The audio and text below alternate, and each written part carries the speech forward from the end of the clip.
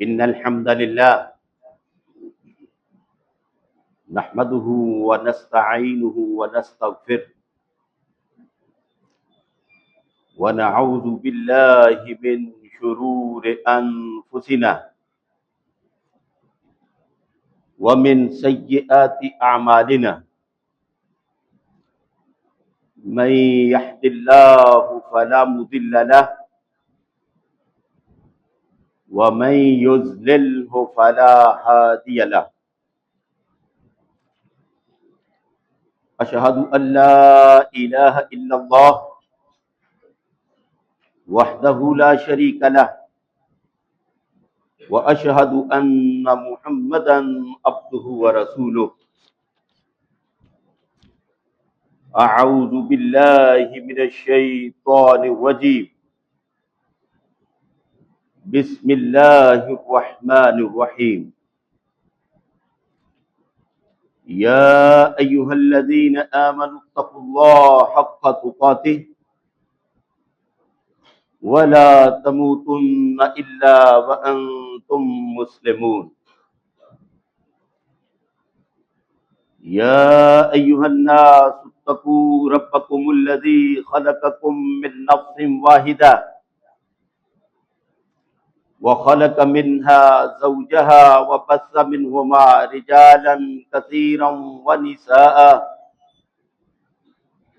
واتقوا الله الذي تساءلون به والأرحام إن الله كان عليكم رقيبا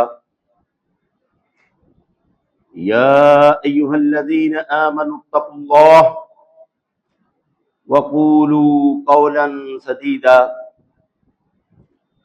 يصلح لكم أعمالكم ويغفر لكم ذنوبكم ومن يطع الله ورسوله فقد فاز فوزا عظيما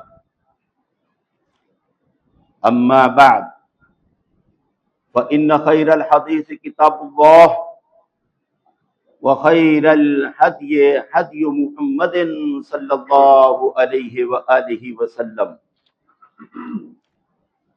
وشر الأمور محدثاتها وكل محدثة بدعة وكل بدعة ضلالة وكل ضلالة في النار إن الله وملائكته يصلون على النبي يا أيها الذين آمنوا صلوا عليه وسلموا تسليما اللهم صل على محمد وعلى آل محمد كما صليت على إبراهيم وعلى آل إبراهيم إنك حميد مجيد اللهم بارك على محمد وعلى آل محمد كما باركت على إبراهيم وعلى آل إبراهيم إنك حميد مجيد رب اشرح لي صدري ويسر لي أمري واحلل عقدة من لساني يفقهوا قولي اللهم علمنا ما ينفعنا وانفعنا بما علمتنا رب زدني علما رب أوزعني أن أشكر نعمتك التي أنعمت علي وعلى والدي وأن أعمل صالحا ترضاه وأدخلني برحمتك في عبادك الصالحين والسابقون الأولون من المهاجرين والأنصار والذين اتبعوهم بإحسان رضی اللہ عنہم ورضوا عنہ۔ تمام قسم کی تعریفات و تسبیحات، تکبیرات و تحلیلات، عظمتیں اور بڑائیاں اس اللہ رب العالمین کے لیے ہے، جس رب کریم نے ہم سب کو اپنے گھر میں حاضر ہونے کی توفیق نصیب فرمائی ہے۔ درود و سلام آقا دو جہان، خاتم الرسل، امام الانبیاء، امام المرسلین، امام المجاہدین، شمس الضحیٰ، بدر الدجا، خیر الورا، ساقی کوثر، شافع محشر، جد الحسن والحسین، جناب محمد الرسول اللہ صلی اللہ علیہ وآلہ وسلم کی ذات اقدس پہ، جنہوں نے اللہ کے نازل کردہ پیغام کو اللہ کی مخلوق تک کما حق پہنچا دیا ہے۔ حاضرین و حاضرات، آپ سب کو معلوم ہے کہ ہمارے پیارے محبوب پیغمبر جناب محمد الرسول اللہ صلی اللہ علیہ وسلم کا انتخاب اللہ رب العالمین نے فرمایا، اور آپ صلی اللہ علیہ وسلم کے صحابہ اکرام رضوان اللہ علیہم اجمعین کا بھی انتخاب رب العالمین نے خود فرمایا۔ نبی مکرم صلی اللہ علیہ وسلم کے صحابہ اکرام میں سے افضل ترین، اعلیٰ ترین اور سب سے پہلے ایمان لانے والی شخصیت جناب سیدنا ابو بکر صدیق رضی اللہ تعالی عنہ کی ہے۔ یہ جو قرآن مجید کی آیت مبارکہ کا کچھ حصہ میں نے آپ کے سامنے رکھا ہے، اس میں بھی اللہ رب العالمین یہی فرما رہے ہیں، وَالسَّابِقُونَ الْأَوَّلُونَ مِنَ الْمُهَاجِرِينَ وَالْأَنصَارِ، وہ جو سب سے پہلے مہاجرین و انصار سے سبقت لے جانے والے، وَالَّذِينَ اتَّبَعُوهُمْ بِإِحْسَانٍ، اور ان کے بعد اسلام کو قبول کرنے والے، رضی اللہ عنہم ورضوا عنہ، اللہ اپنے ان بندوں پر راضی ہو چکے ہیں اور یہ اللہ پر راضی ہیں۔ حاضرین کرام، اس امت کے سب سے پہلے مسلمان اور اعلیٰ ترین مسلمان وہ سیدنا ابو بکر صدیق رضی اللہ تعالی عنہ۔ آج کا خطبہ بھی مسلمانوں کے پہلے خلیفہ نبی مکرم صلی اللہ علیہ وسلم کے داماد سسر سیدنا ابو بکر صدیق رضی اللہ تعالی عنہ کے سیرت کے کچھ نمایاں پہلو پہ گفتگو کا ارادہ ہے۔ اللہ سے دعا کیجئے اللہ پہلے کہنے والے کو اور سننے والوں کو اور پھر ہم سب کو اس پر عمل کرنے کی توفیق عنایت فرمائے۔ حاضرین کرام، سب سے پہلا وصف سیدنا صدیق اکبر رضی اللہ تعالی عنہ کا اور اعزاز ان کا یہ ہے کہ جس وقت مکہ مکرمہ کے باسی جناب محمد الرسول اللہ صلی اللہ علیہ وسلم کی تکذیب کر رہے تھے، ہر طرف سے مخالفتیں تھیں، کفار ایڑی چوٹی کا زور لگا رہے تھے کہ اس نغمہ توحید کو دبایا جائے، اور صرف تنہا شخصیت جناب محمد الرسول اللہ صلی اللہ علیہ وسلم توحید کی آواز کو بلند کر رہے تھے، تو اس وقت مکے کی گلیوں اور مکے کی سرزمین پہ صرف ایک ہی شخصیت تھی، جو نبی مکرم صلی اللہ علیہ وسلم کی تصدیق کر رہی تھی، اور وہ سیدنا صدیق اکبر رضی اللہ تعالی عنہ تھے۔ سیدنا صدیق اکبر رضی اللہ تعالی عنہ کے اندر اسلام سے پہلے وہ اوصاف موجود تھے جو نبی مکرم صلی اللہ علیہ وسلم کے اندر بھی نبوت سے پہلے موجود تھے۔ جب مکے والوں نے سیدنا صدیق اکبر رضی اللہ تعالی عنہ کو بھی دوسرے مسلمانوں کی طرح مجبور کیا، آپ صلی اللہ علیہ وسلم نے حبشہ کی طرف ہجرت کرنے کی اجازت عطا کی، تو صدیق اکبر رضی اللہ تعالی عنہ اپنے ساتھ مختصر ساز و سامان لیے ہوئے مکہ مکرمہ سے نکل رہے تھے۔ آگے سے ایک قبیلے کے سردار ابن دغدغہ، یہ نبی مکرم صلی اللہ علیہ وسلم کے اس صحابی سیدنا ابو بکر صدیق رضی اللہ تعالیٰ عنہ کو ملتے ہیں۔ پوچھا کہاں کا ارادہ ہے؟ کہا مکے والے یہاں تو ہمیں عبادت کرنے بھی نہیں دیتے،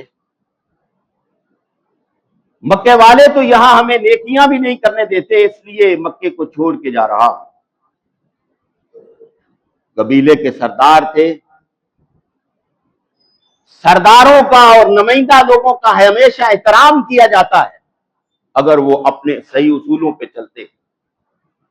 کہا نہیں، تم ایسی شخصیت ہو لا یخرج ولا یخرج، یہ بات اس کی لائق نہیں ہے کہ آپ یہاں مکے سے نکل جائیں یا مکے سے آپ کو نکالا جائے، آپ واپس آ جائیں، میں آپ کو اپنی امان میں پناہ دیتا ہوں۔ مکہ مکرمہ میں واپس آ کے لوگوں کو یہ کہا کہ لوگوں، تم ایسی شخصیت کو یہاں مکے سے نکال رہے ہو جو لوگوں کے ساتھ صلہ رحمی کرتا ہے، تکسب الکل، جو مجبوروں کے لیے کماتا ہے، وتحمل المعدوم، جو لوگ اپنی زندگی کی سانسیں چلانے میں مشکل ان کو محسوس ہوتی ہے، ابو بکر رضی اللہ تعالیٰ عنہ ان کے معاون معد ہیں، وتکری الضیف، مہمان نواز ہیں، اور یہ وہ ہے تعین علی نوائب الحق، حق بات کا ساتھ دینے والے ہیں، تم ان کو کیوں نکالتے ہو؟ میں نے پناہ دی ہے۔ مکے والوں نے ان کی اس بات کو تسلیم کرتے ہوئے پناہ دی۔ سیدنا صدیق اکبر رضی اللہ تعالیٰ عنہ کی زندگی کا یہ بھی ایک بہت نمایاں پہلو ہے کہ ان کو قرآن کے ساتھ بڑا شغف تھا، قرآن بڑے مزے سے پڑھتے تھے۔ انہوں نے ایک چوترا بنایا ہوا تھا جہاں یہ تلاوت قرآن مجید کرتے تھے، کیونکہ بانصیب لوگ، خوش نصیب گھرانوں میں قرآن مجید کی تلاوت ہوتی ہے۔ آج سے پہلے لوگوں کے ہمارے گھروں میں بھی صبح بھی مائیں اور والدین بھی قرآن مجید کی تلاوت کرتے تھے، جس کی وجہ سے برکات کا نزول ہوتا تھا۔ سیدنا صدیق اکبر رضی اللہ تعالیٰ عنہ نے وہ جو چوترا تھڑا سا بنایا تھا وہاں تلاوت قرآن مجید کرتے، اس سوچ سے کرتے کہ اپنی آنکھوں پہ بھی ضبط نہ رہتا اور سننے والے لوگ، بچے اور ان کی عورتیں بھی وہاں اکٹھی ہو جاتی۔ کافروں نے جب اس حالت کو دیکھا کہ یہ جس کو پناہ دی گئی ہے یہ تو سارے سسٹم کے اندر انقلاب پیدا کر رہا ہے، اسی وقت ابن دغدغہ کے پاس گئے۔ کیا کہا؟ یا اس کو تلاوت قرآن مجید سے روک دو یا تم اپنی پناہ واپس لے لو، ہم اسے مکہ مکرمہ میں نہیں رہنے دیں گے۔ جب انہوں نے آ کر یہ کہا کہ صدیق تلاوت اندر جا کے اور آہستہ کر لیا کرو، صدیق اکبر نے کیا جواب دیا؟ صدیق اکبر رضی اللہ تعالیٰ عنہ نے یہ کہا، مجھے کہتے ہو کہ میں اپنے خالق کی کلام کو بھی نہ پڑھوں؟ جاؤ اپنی پناہ واپس لینا چاہتے ہو تو لے لو، میں رب کے قرآن کی تلاوت تو نہیں چھوڑ سکتا۔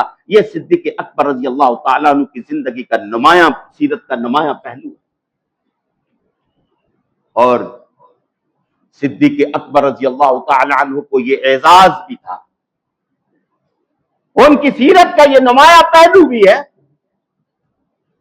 کہ وہ سب سے پہلے رسول اللہ صلی اللہ علیہ وسلم کا دفاع کرنے والے تھے۔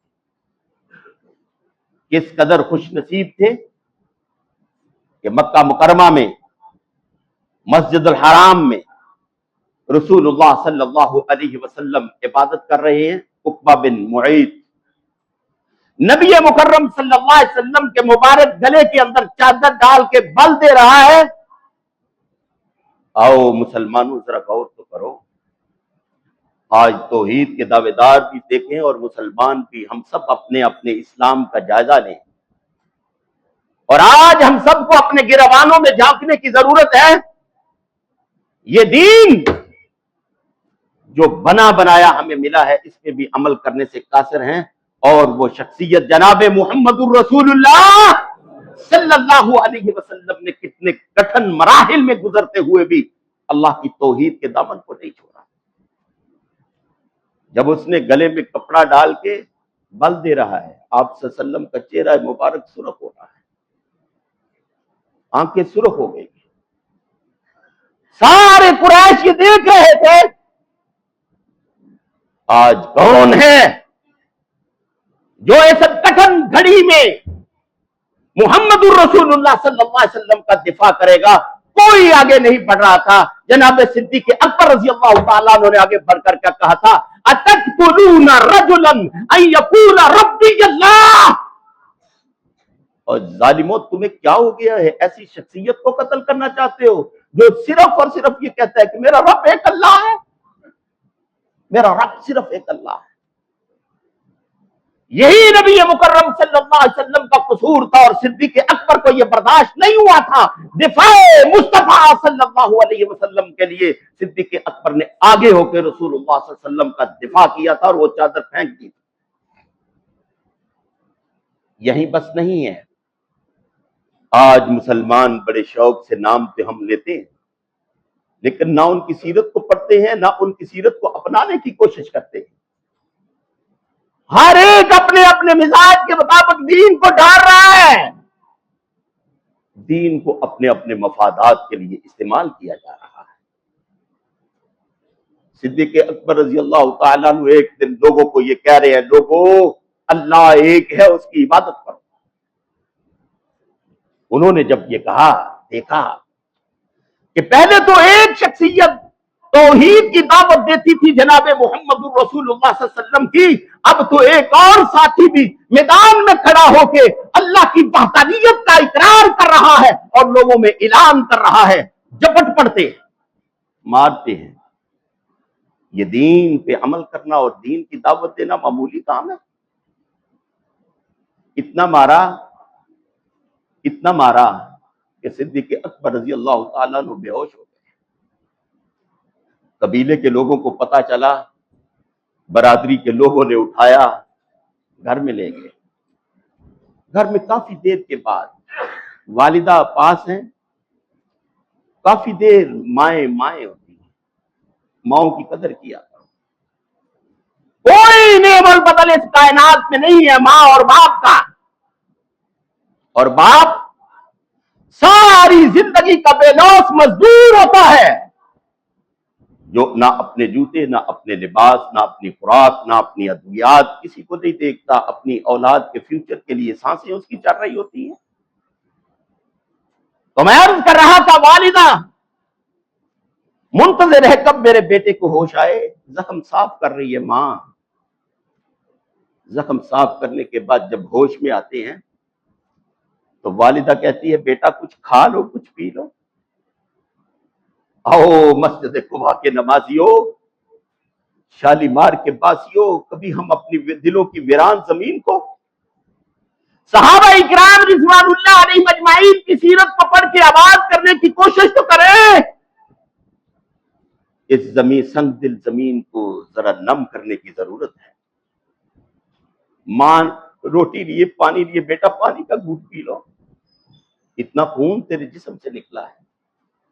بیٹا کیا جواب دیتا ہے؟ بیٹا کہتا ہے ماں واللہ لا آکل ولا اشرب، میری والدہ مجھے میرے اپنے خالق کی قسم ہے، اتنی دیر تک ایک نوالا بھی حلق سے اندر نہیں جائے گا، ایک پانی کا گھونٹ بھی حلق سے اندر نہیں جائے گا، جب تک میں اپنی آنکھوں سے جناب محمد الرسول اللہ صلی اللہ علیہ وسلم کا دیدار نہیں کر لیتا۔ یہ صدیق اکبر کی سیرت ہے۔ ماں نے سہارا دیا، ایک عورت خاتون ایک اور تھی، اس نے سہارا دیا۔ نبی مکرم صلی اللہ علیہ وسلم دار ارقم میں تھے، صدیق اکبر کے زخم یہ اجازت نہیں دیتے تھے کہ چل کے جا سکے۔ ماں جا کے التجا کرتی ہے، میرا بیٹا نہ کھاتا ہے نہ پیتا ہے، صرف چاہتا ہے جب تک آپ کو نہیں دیکھ لوں گا اتنی دیر تک کھاؤں گا نہیں۔ جا کے جب محمد الرسول اللہ صلی اللہ علیہ وسلم کو دیکھا تو ان کی طبیعت حشاش پشاش ہو گئی ہے۔ یہ صدیق اکبر رضی اللہ تعالی عنہ کی زندگی کا نمایاں پہلو ہے۔ یہی بس نہیں ہے مسلمانوں، ذرا غور کیجئے، صدیق اکبر رضی اللہ تعالیٰ عنہ کی وہ شخصیت ہے جس کے متعلق سیدنا علی مرتضیٰ رضی اللہ تعالیٰ عنہ کے بیٹے محمد بن حنفیہ، جو سیدہ فاطمہ رضی اللہ تعالیٰ عنہ کی وفات کے بعد حنفیہ عورت سے سیدنا علی مرتضیٰ رضی اللہ تعالیٰ عنہ نے شادی کی تھی، تو بیٹا محمد پیدا ہوا تھا، اس سے بخاری کو اٹھاؤ۔ امام بخاری رحمہ اللہ نقل کرتے ہیں، لوگوں نے پوچھا، بیٹا پوچھتا ہے سیدنا علی مرتضیٰ رضی اللہ تعالیٰ عنہ سے، ای الناس خیر ای الناس افضل بعد رسول اللہ صلی اللہ علیہ وآلہ وسلم۔ آج لوگ کہتے ہیں نعوذ باللہ خلافت چھین لی گئی تھی، آج نعوذ باللہ کہتے ہیں سیدنا علی رضی اللہ تعالیٰ عنہ پہلے خلیفہ تھے۔ اور آؤ حقیقت کی نظروں سے کتاب و سنت کا مطالعہ تو کرو۔ سیدنا علی مرتضیٰ رضی اللہ تعالیٰ عنہ سے بیٹا پوچھ رہا ہے، اے والد محترم مجھے بتاؤ رسول اللہ صلی اللہ علیہ وسلم کے بعد اس امت کا افضل ترین آدمی کون ہے؟ سیدنا علی مرتضیٰ رضی اللہ تعالیٰ عنہ فرماتے ہیں ابو بکر۔ اس کائنات میں ماں نے نبی علیہ السلام کے بعد جنا ہی نہیں ہے کوئی جو صدیق اکبر رضی اللہ تعالی عنہ سے افضل ہو۔ بیٹا پوچھتا ہے ثم من، ان کے بعد کون افضل ہے؟ قال عمر۔ سیدنا علی مرتضیٰ رضی اللہ تعالیٰ عنہ فرماتے ہیں سیدنا عمر رضی اللہ تعالیٰ عنہ ہے۔ بیٹا کہتا ہے میں نے سوال کو بدلا، مجھے محسوس ہوا اب عثمان رضی اللہ تعالیٰ عنہ کا نام لیں گے۔ میں نے اپنے والد سے پوچھا ثم انتا، پھر آپ کا مقام ہے۔ سیدنا علی مرتضیٰ رضی اللہ تعالیٰ آج انکساری کو اختیار کرتے کہتے ہیں ما انا الا رجل من المسلمین، میرے بیٹے میں تو ایک مسلمان آدمی ہوں۔ یہ سیدنا صدیق اکبر رضی اللہ تعالیٰ عنہ کا مقام ہے۔ قرآن نے بھی ایک نمایاں وصف یہ بھی ہے کہ قرآن نے سیدنا ابو بکر صدیق رضی اللہ تعالیٰ عنہ کی صحابیت کو ثابت کیا ہے۔ دین کو پڑھا کرو، دین کا مطالعہ کیا کرو، دین کو اپنے دلوں میں جگہ دینے کی میرے بھائیوں کوشش کیجئے۔ قرآن کیا کہتا ہے؟ اذ اخرجہ الذین کفروا ثانی اثنین اذ ہما فی الغار اذ یقول لصاحبہ لا تحزن ان اللہ معنا۔ اٹھائیے رب کے قرآن کو، رب کہہ رہا ہے جب کافروں نے ان کو نکالا، وہ ثانی اثنین دو تھے، فی الغار، ہما تسنیہ کی ضمیر ہے، غار کے اندر۔ آج بڑے شوق سے غار ثور میں جاتا ہے، لیکن یہ کبھی نہیں سوچتا کہ اس غار میں سفر کر کے مکے کو چھوڑنے کے لیے جو سفر اختیار کیا تھا نبی مکرم صلی اللہ علیہ وسلم کے ساتھ کون تھا؟ میں تو کہا کرتا ہوں آپ صلی اللہ علیہ وسلم کی زندگی میں دو ہی سفر عظیم ہیں، ایک آسمانوں کا سفر تھا ایک زمین کا سفر تھا، آسمانوں کے سفر کے لیے رب کائنات نے فرشتوں کے سردار کو چنا تھا، وہ جبریل علیہ السلام تھے۔ معراج کے سفر میں، زمین کے سفر میں رب کائنات نے اس امت کے سب سے افضل ترین شخصیت جناب سیدنا ابو بکر صدیق رضی اللہ، سب کہہ دو رضی اللہ ہو، مل کے کہہ دو، پیچھے والے بھائی ٹیک لگانے والے بھی، ادھر والے بھی کہہ دیں، صدیق اکبر رضی اللہ تعالی عنہ تھے۔ ان کی زندگی کا نمایاں پہلو جب غار کے پاس پہنچے تھے، اس سفر سے پہلے ذرا کبھی کسی نے غور بھی کیا ہے؟ بڑی مشکل سے غار میں جاتے ہیں کہ غار میں جانے کے لیے کس کے گھر سے کھانا تیار ہوا تھا، سواریاں کس نے مہیا کی تھی مکہ کی مدینہ کی طرف ہجرت کرنے کے لیے۔ اور اٹھاؤ نبی علیہ السلام کی سیرت طیبہ کو، ایک طالب علم یہ بیان کر رہا ہے کہ کھانا بھی صدیق اکبر رضی اللہ تعالیٰ عنہ کے گھر کا تھا، سواریاں بھی صدیق اکبر رضی اللہ تعالیٰ عنہ کے گھر کی تھی۔ جب غار کے پاس آتے ہیں،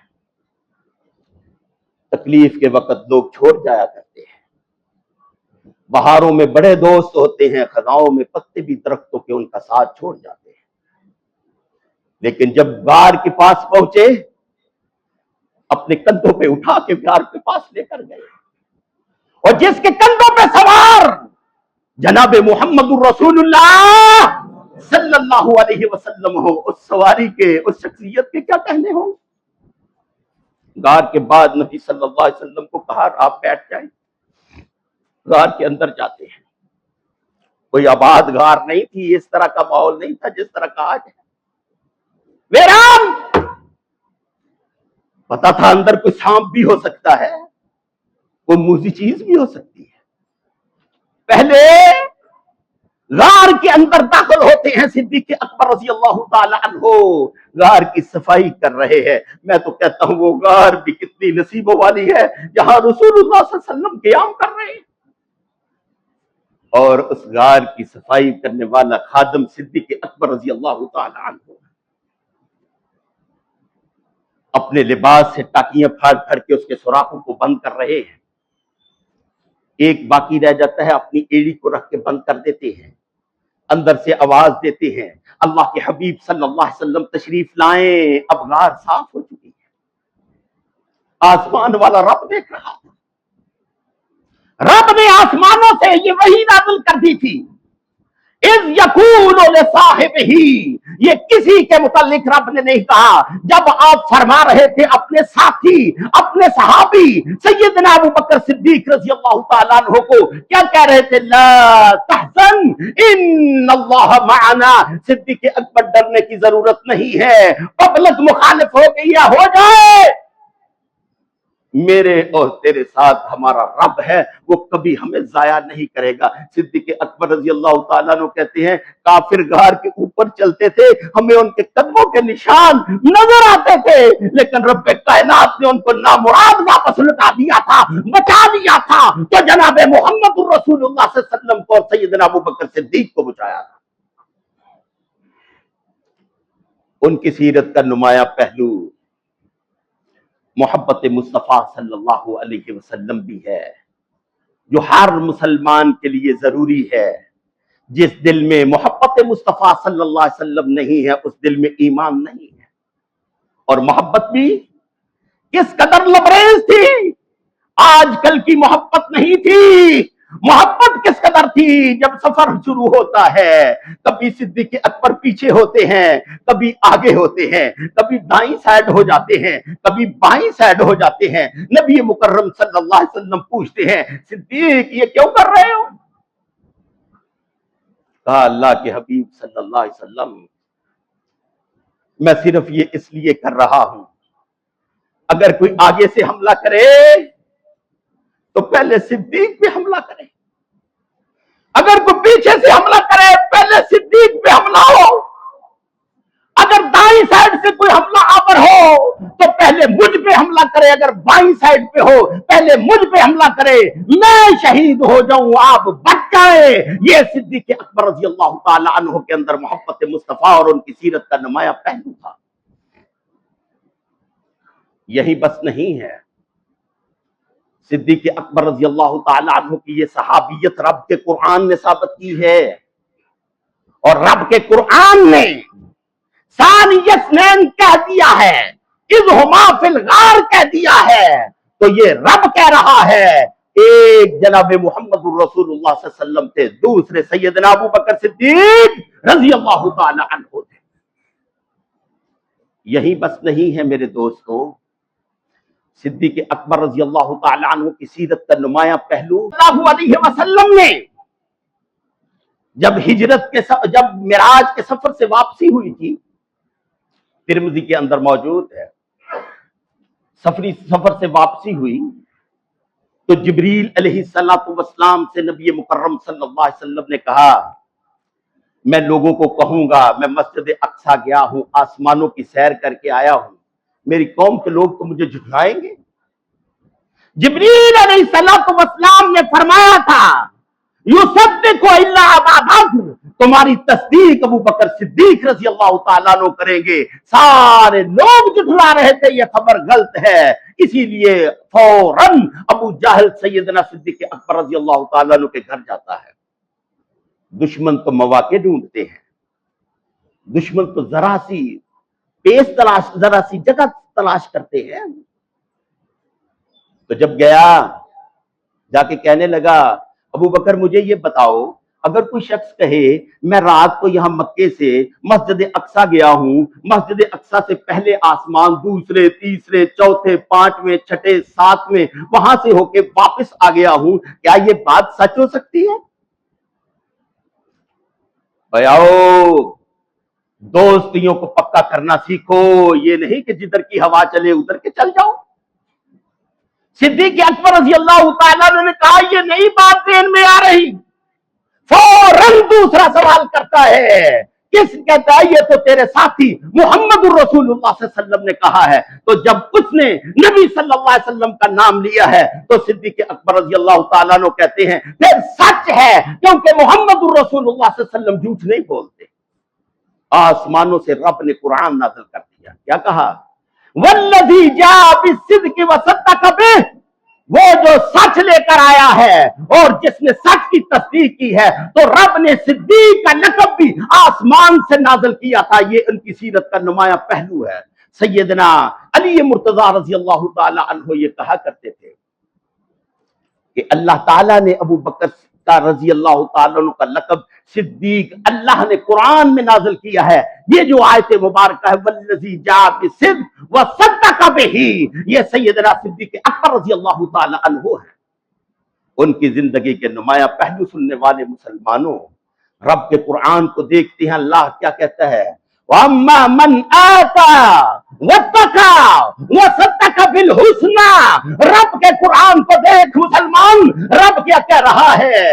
اللہ فرماتے ہیں وہ جو اللہ کے لیے دیتا ہے، وَاتَّقَى، اپنے رب سے ڈرتا ہے، خرچ کرتے اکڑتا نہیں ہے، تکبر و غرور کا شکار نہیں ہو جاتا، فتنوں وسوسات کا شکار نہیں ہو جاتا، اللہ سے ڈرتا ہے، وَصَدَّقَ بِالْحُسْنَى، اچھی بات کی تصدیق کرتا ہے۔ اٹھاؤ تفاسیر کو، مفسرین کہتے ہیں یہ سیدنا صدیق اکبر رضی اللہ تعالی عنہ تھے جو اللہ کے لیے دیتے بھی تھے، پھر دینے کے بعد روتے تھے یا اللہ اس کو قبول کر لے، پھر گلی گلی ڈور ڈور دین اسلام کی تصدیق کرتے تھے۔ یہ شخصیت تھی سیدنا صدیق اکبر رضی اللہ تعالی عنہ۔ نبی مکرم صلی اللہ علیہ وسلم بھی اپنے محسنین کا احترام کیا کرتے تھے۔ رسول اللہ صلی اللہ علیہ وسلم ایک دن کیا کہتے ہیں؟ کہتے ہیں لوگوں، مسجد نبوی کو جو لوگ جانتے ہیں، دیکھا ہے انہوں نے، میری دعا ہے اے اللہ ان سب حاضرین کو حرمین کی زیارت نصیب فرما دے۔ اور مسجد نبوی میں ایک دروازہ ہے جس کا نام ہے باب ابو بکر صدیق رضی اللہ تعالی عنہ، وہاں ایک ونڈو ہے، آج بھی اس پہ یہ الفاظ منقول ہیں، دیکھا کر شادی مار کے مسلمان، مسجد قباء کے نواسی مدینہ منورہ میں جا کے اس ڈور کے اوپر ونڈو کے الفاظ دیکھا کر جو رسول اللہ صلی اللہ علیہ وسلم نے فرمایا تھا، لا تبقین الا خوخۃ خوخۃ ابی بکر، یہ مسجد میں جتنے دروازے جتنی کھڑکیاں ہیں سب کو بند کر دیا جائے، لیکن صدیق اکبر رضی اللہ تعالیٰ عنہ کے ونڈو دروازے کو بند نہ کیا جائے۔ یہ ان کی سیرت کا نمایاں پہلو ہے۔ اور پھر نبی مکرم صلی اللہ علیہ وسلم کی مبارک زندگی میں 17 مرتبہ نبی علیہ الصلوۃ والسلام کے مصلی پہ کھڑے ہو کے جماعت کرائی تھی سیدنا صدیق اکبر رضی اللہ تعالیٰ عنہ نے آپ کی زندگی کے اندر۔ اور پھر ایک دن ایک عورت آتی ہے، آ کر کہتی ہے اللہ کے حبیب صلی اللہ علیہ وسلم میری یہ ضرورت پوری کرتے ہیں۔ لوگوں کی ضرورتیں پوری کیا کرو، جو اللہ کے بندوں کی ضرورتیں پوری کرتے ہیں رب کائنات ان کی ضرورتوں کو پورا کرتا ہے۔ جو اللہ کے بندوں کی ٹینشنوں پریشانیوں کو دور کرتے ہیں، کل قیامت کے دن رب کائنات ان کی پریشانیوں ٹینشنوں کو دور کرے گا۔ عورت یہ کہتی ہے میری ڈیمانڈ، میری ضرورت کو پورا کر دو۔ آپ کے لب مبارک حرکت میں آتے ہیں، ہونٹ مبارک جنبش میں آتے ہیں، کہتا کہ ہاں ابھی میرے پاس کچھ نہیں، آئندہ سال آ جانا۔ عورت بھی توحید پرست تھی، عورتوں کو دین سکھلاؤ، عقیدہ توحید سکھلاؤ، مردوں کو بھی عقیدہ توحید سیکھنا چاہیے۔ وہ عورت کہتی ہے اللہ کے حبیب صلی اللہ علیہ وسلم آپ نے کہہ دیا آئندہ سال آنا، اگر میں آئندہ سال آؤں تو آپ اس دنیا پہ ہی نہ ہو، آپ چلے گئے تو میں کس کے پاس آؤں گی؟ نبی مکرم صلی اللہ علیہ وسلم نے فرمایا فاتی ابا بکر، اگر میں نہیں ہوں گا تو صدیق ابو بکر صدیق رضی اللہ تعالیٰ عنہ ہوں گے، ان کو کہہ دینا وہ تیرا کام کر دیں گے۔ یہ صدیق اکبر رضی اللہ تعالیٰ عنہ کی خلافت اور نیابت رسول اور خلیفہ خلافت کی دلیل ہے۔ یہی بس نہیں ہے، نبی مکرم صلی اللہ علیہ وسلم ایک دن فرماتے ہیں، سب کہہ دو جناب محمد الرسول اللہ، جناب محمد الرسول اللہ صلی اللہ علیہ وسلم کیا فرماتے ہیں؟ کہتے ہیں میں نے اپنے محسنین کے احسانات کا بدلہ دے دیا ہے، اپنے محسنین کا احسانات کا بدلہ دے دیا ہے۔ الا ابا بکر، اس کائنات میں اگر میں نے کسی کے احسانات کا بدلہ نہیں دے سکا تو وہ صدیق اکبر رضی اللہ تعالیٰ عنہ۔ جب اسلام کو ابتدا میں ضرورت تھی، صدیق اکبر رضی اللہ تعالیٰ عنہ کوئی فقیر آدمی نہیں تھے، 40,000 درہم کے مالک تھے، اسلام قبول کیا، یہ 40,000 درہم دین اسلام کے لیے ان لوگوں پہ خرچ کر دیے جن کو کافر پیٹ رہے تھے، ان کو خرید کے آزاد کر دیا تھا۔ پوچھو اور دین سے پوچھو سیدنا بلال رضی اللہ تعالیٰ عنہ کو خرید کے آزاد کرنے والا کون تھا؟ کبھی تنہائی میں یہ بھی سوچ لیا کرو سیدنا عثمان غنی رضی اللہ تعالیٰ عنہ نے اسلام کس کی دعوت پہ قبول کیا تھا؟ سیدنا ابو عبیدہ نے کس کی دعوت پہ دین کو قبول کیا تھا؟ سیدنا عبد الرحمن ابن عوف کس کی دعوت پہ مسلمان ہوئے تھے؟ بے شمار کبار صحابہ اکرام سیدنا ابو بکر صدیق رضی اللہ تعالیٰ عنہ کی دعوت پہ مسلمان ہوئے تھے، بے شمار فقیروں غریبوں غلاموں کو خرید کے، لونڈیوں کو خرید کے آزاد کر دیا تھا۔ ایک دن باپ نے کہا تھا بیٹا غلاموں کو آزاد کرتے ہو، مضبوط غلام کو آزاد کرو جو تیرے کام آیا کرے۔ یہ ایمان سے لبریز سینے سے آواز کیا نکلتی ہے؟ زبان سے کہا ما اريد الا ما اريد، اے میرے والد محترم میں دنیا نہیں چاہتا، میں تو رب کو راضی کرنا چاہتا ہوں۔ جب میں ان غریبوں کو خرید کے آزاد کرتا ہوں رب کائنات مجھے جہنم سے آزادی فرما دیں گے۔ صدیق اکبر رضی اللہ تعالیٰ عنہ کی زندگی کا نمایاں پہلو ہمدردی، خیر خواہی، خدمت خلق تھا۔ سیدنا ابو بکر صدیق رضی اللہ تعالیٰ عنہ محتاجوں کا بوجھ اٹھایا کرتے تھے۔ سیدنا عمر فاروق رضی اللہ تعالیٰ عنہ کہتے ہیں ایک دن میں نے دیکھا مدینے کے باہر ایک گھر ہے الگ تھلگ، وہاں سیدنا ابو بکر صدیق رضی اللہ تعالیٰ عنہ گئے، دوسرے دن بھی تیسرے دن بھی۔ میں نے کہا یہاں کیا ہے، کیوں جاتے ہیں؟ ایک دن میں گیا، میں نے دیکھا وہاں نبی نہیں عورت ہے، نبی نہیں بوڑھی، لیکن اس کے گھر کی صفائی بھی ہوئی ہے، اس کے گھر میں جو برتن تھا پانی کے لیے اس مٹکے میں پانی بھی ہے۔ آؤ مسلمانوں ذرا اپنے دامن میں تو جھانکیں اور بند کرو کفر کی فیکٹریاں بند کرو۔ صدیق اکبر رضی اللہ تعالیٰ عنہ کی سیرت کے نمایاں پہلو سننے والے مسلمانوں، صدیق سیدنا عمر فاروق رضی اللہ تعالیٰ عنہ کہتے ہیں میں نے دیکھا بوڑھی عورت ہے، نبیلی عورت ہے، اس کے گھر بھی صاف ہے، بستر بھی ٹھیک ہے، برتن بھی دھوئے ہوئے ہیں۔ میں نے پوچھا یہ کون کرتا ہے؟ آج کوئی ذرا سی نیکی کر لے، اس کا نام نہ لے، وہ ناراض ہو جاتا ہے۔ اس کو بڑا بڑا کہہ کے نہ پکارے، وہ ناراض ہو جاتا ہے۔ بوڑھی عورت کیا جواب دیتی ہے؟ پوچھنے والے مجھے کوئی پتہ نہیں ہے، ایک شخص آتا ہے اگر پانی بھی بھر جاتا ہے، مجھے کھانا بھی کھلا جاتا ہے، میرے گھر کی صفائی بھی کر جاتا ہے، لیکن مجھے کوئی پتہ نہیں ہے۔ سیدنا عمر فاروق رضی اللہ تعالیٰ عنہ کی آنکھوں سے آنسو چم چم کر کے جاری ہو جاتے ہیں، کہتے ہیں واہ صدیق، تیرے جیسا کوئی مومن نہیں ہے، تیرے جیسی کوئی نیکیاں نہیں کر سکتا۔ یہ صدیق اکبر رضی اللہ تعالیٰ عنہ کی زندگی اور ان کی سیرت کے نمایاں پہلو ہے۔ یہی بس نہیں ہے، نبی مکرم صلی اللہ علیہ وسلم فرماتے ہیں اول من يدخل من امتی يدخل الجنت من امتی ابا بکر۔ آؤ مسلمانوں جنت کے لیے کوشش کریں، کیوں جہنم کی طرف بھاگ رہے ہیں آپ صلی اللہ علیہ وسلم کی مبارک زبان سے یہ ارشاد ہوتا ہے اول من يدخل الجنت من امتی، میری امت سے سب سے پہلے جنت میں جو جائے گا وہ صدیق اکبر رضی اللہ تعالی عنہ ہوگا۔ یہی بس نہیں، ایک دن نبی مکرم صلی اللہ علیہ وسلم جنت کے دروازوں کا تذکرہ کر رہے ہیں۔ یہ باب الجہاد ہے، یہ باب الریان ہے، یہ باب الصلاۃ ہے، جنت کے 8 دروازے ہیں۔ صدیق اکبر رضی اللہ تعالیٰ عنہ جب سنتے ہیں تو کیا کہتے ہیں؟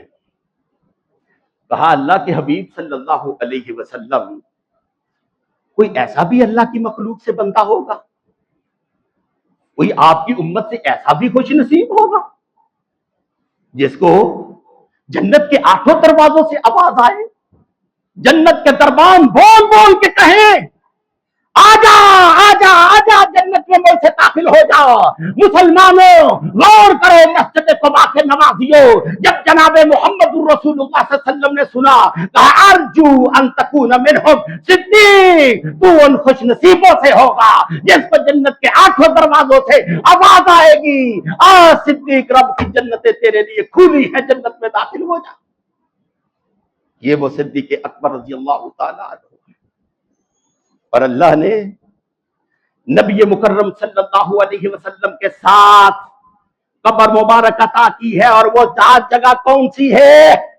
وہ جگہ وہ ہے جس کے متعلق آپ نے فرمایا تھا ما بین بیتی و منبری روضۃ من ریاض الجنہ، جو میرے گھر اور میرے منبر کے درمیان جگہ ہے جس کو آج مسلمان وہاں گرین کلین پہ نماز پڑھتا ہے، ایپ پہ وہاں کے لیے ٹائم لیتا ہے، ریاض الجنہ جس کو کہتے ہیں، یہ وہ ساری جگہ ہے جس کو رسول اللہ صلی اللہ علیہ وسلم نے فرمایا تھا جنت کا ٹکڑا ہے۔